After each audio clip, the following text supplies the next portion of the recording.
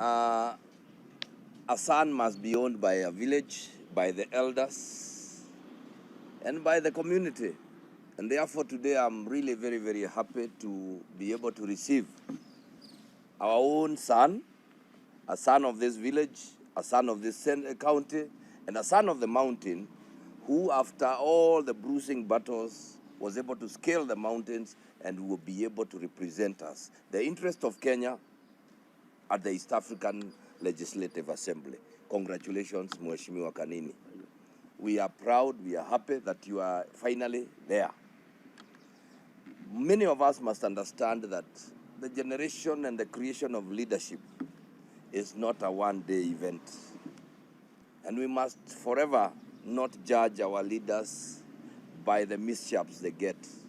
A journey is long.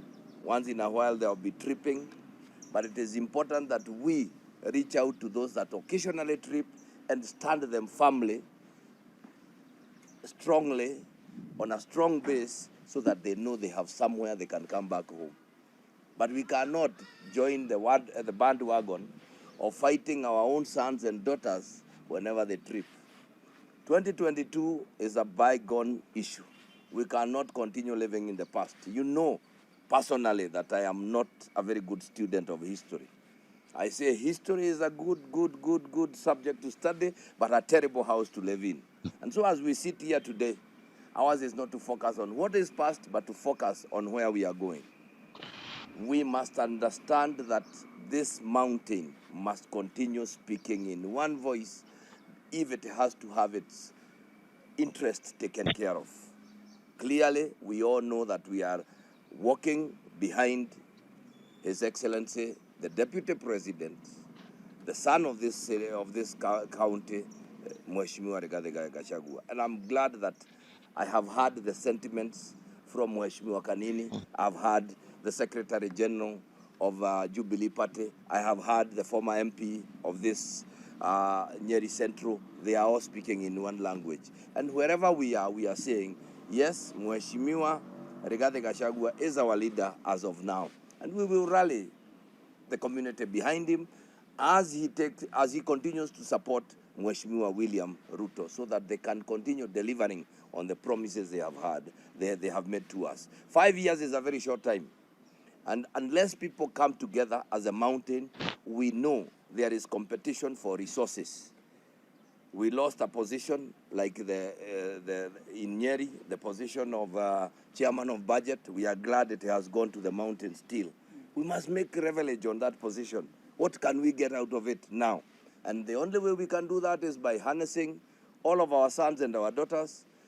We have had a bruising battle, it's over. Those that are nursing their wounds, we shall help them as we go together, because we cannot afford to leave anyone behind. Only a fool lives in the past.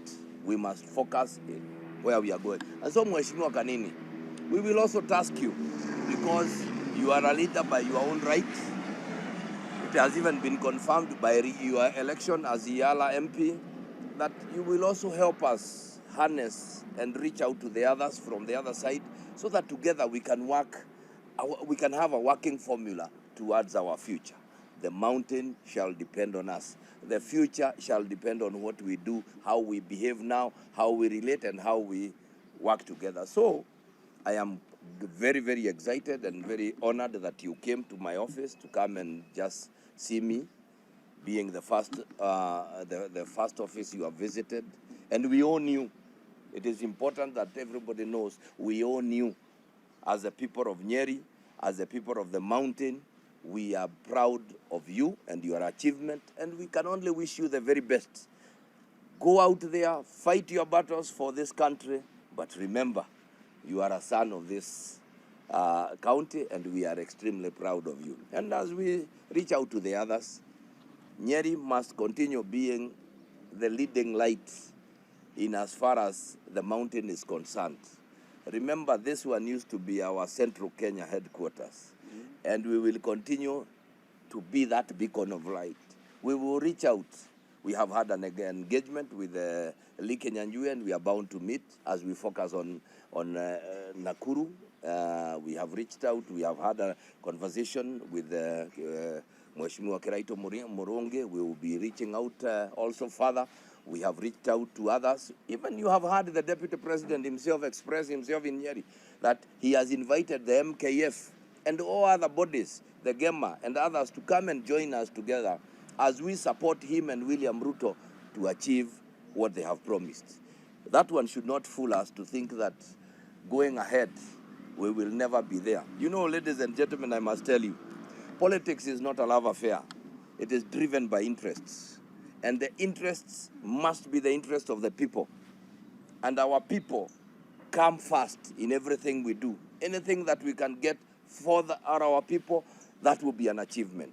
Yes, we have heard, you have seen, working together as leaders, what we've been able to do in Nyeri.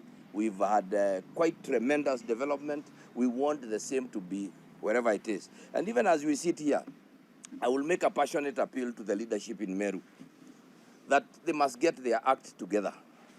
They were elected to work for the people, not to fight for their own personal interests, regardless of who is pushing and pulling in which direction. The direction we see now Meru taking is not what we want in other counties.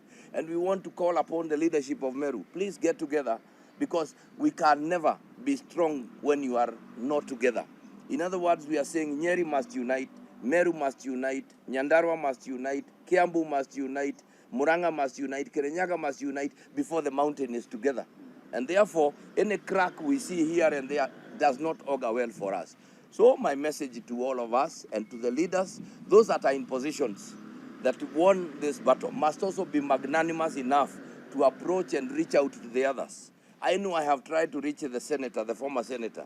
He's not been able to pick my call. Since we did the elections, I have reached out to Mheshimiwa Wangoko. We have had a talk and conversation. That is the way to go. Mheshimiwa and Chieni must be talking. Yep. Because we would want smooth handovers. We want him. In fact, I would want to be invited on the day he hands over to Chieni, so that he can tell him, I had done this, I had planned this, take over and let's move. That is how it should be. Not throw stones at every other person, because politics is not personal battles. It is about interest. It is about your vision and the other. So my message to the mountain is watch this space. This is just the beginning. We want to bring everybody on board. We want to work together. But as we do that, we are not looking for alternative leadership. We are going through the leadership of His Excellency Rigathi Gachagua and Dr. William Samoei Ruto. We need to support them that this mountain may benefit from that. And therefore, once again, on behalf of the people of Nyeri, on behalf of the people of the mountain, I want to appreciate and congratulate this son of this land for such a tremendous win. May God bless you, may God walk with you and help you. We have no doubt you will shine even on that stage. Thank you. I'm very, very, very grateful to the governor, His Excellency the governor, for hosting me today. I did a courtesy call. I think this is my first office to visit after I was elected as a member of East Africa Legislative Assembly. And I want to say, for the record, that His Excellency the governor played a very important role in making sure that I got that seat. So I came to say thank you. And I am really, really happy that you stood with me during that very difficult and challenging time. Secondly, is a question of us speaking in one voice. The mountain must, again, start speaking in one voice. We have achieved what we have achieved in the past because we have always been speaking in one voice. And a time has come for us to put the political differences, put them aside, and make sure that we speak with one voice. Speaking in one voice does not mean that you must be in one political formation. I am here as a director of elections in Jubilee, and I'm still a member of Jubilee and a firm member of Jubilee. He is in UDA, and other people are in different formations. But when it comes to matters that touch the mountain, we must speak in one voice. I am also on record having said that His Excellency, the Deputy President, Rigathi Gachagua, also played a critical role in ensuring that I got that seat. It was not easy. I must confess, it was not easy. because of the different interests that were there. But he stood with me, he also stood with me, and the rest of the mountain also stood with me. And that is the reason I have said, as a matter of principle, that as a mountain people, we must speak together. We must speak together so that we make sure that the projects that are ongoing, for example, the Mau Mau Road, you know, the one that is actually connecting Nyeri and Nyandarua, which I think there were some challenges here and there. We must speak and say that that road must be done. We must also be together and make sure that what is rightfully ours is given to us, regardless of how some of us voted. The elections are over. You know, we now have to wait for another 5 years. But in the 5 years in between, you cannot just be talking about politics every other day. It cannot just be politics and also discussing about 2022. That is water under the bridge. Tugage yajayo. Yaliyopita si dwele. And I'm happy that, you know, Governor, I must also thank you because in my constituency, when I was a member of parliament, we worked very, very closely. Sometimes, of course, there were conflicts here and there, but at the end of the day, we were able to deliver to our people. I am happy that today there is a hospital done by the county government together with World Bank in Narumoro. And then when I was also as a member of parliament, we were also able to lobby for equipping of that hospital. Yeah, and I believe that maybe in the next 1 month or so, that hospital will be operational.